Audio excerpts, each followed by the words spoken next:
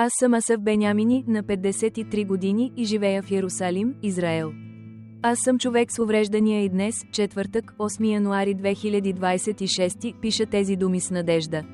Моят призив е от сърцето на един човек, който се бори за елементарно човешко достоинство. Това е призив, който отразява борбата на мнозина, които са забравени и пренебрегнати. Моля ви да чуете гласа ми, защото той е гласът на хиляди. В Израел, властите отказват да осигурят минимално достойно съществуване на своите граждани. Тази системна грешка засяга най-уязвимите сред нас. Хората с увреждания и бездомните са оставени да се справят сами.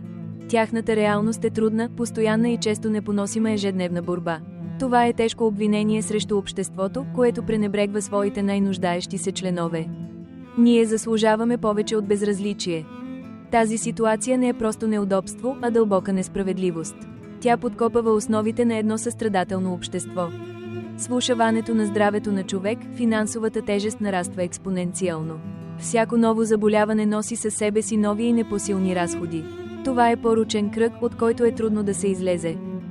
Разходите за медицински лечения, лекарства и тестове стават непосилни. Допълнително, помощните средства и поддържащите услуги са лукс, който малцина могат да си позволят.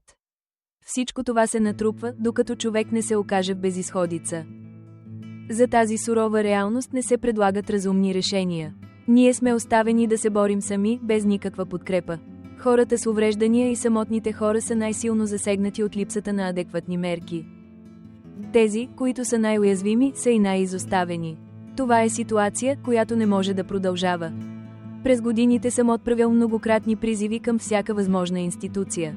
Всеки път съм се сблъсквал с непробиваема стена от безразличие.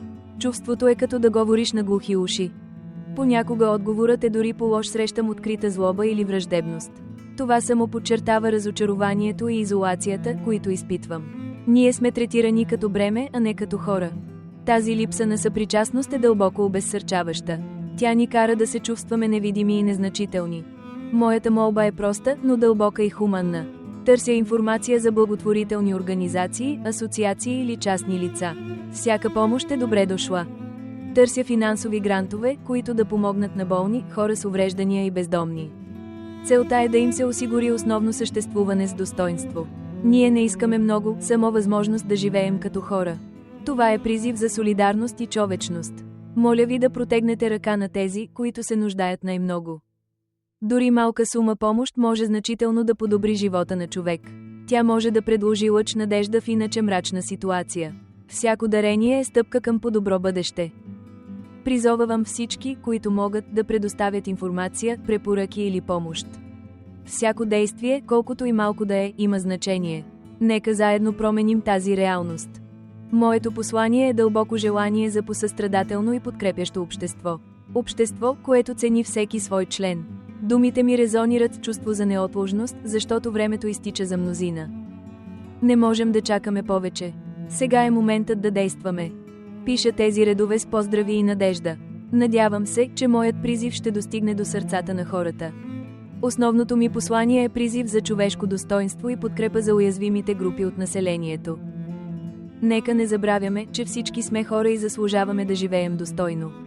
Благодаря ви, че отделихте време да прочетете тези думи. Нека заедно изградим по-добър свят.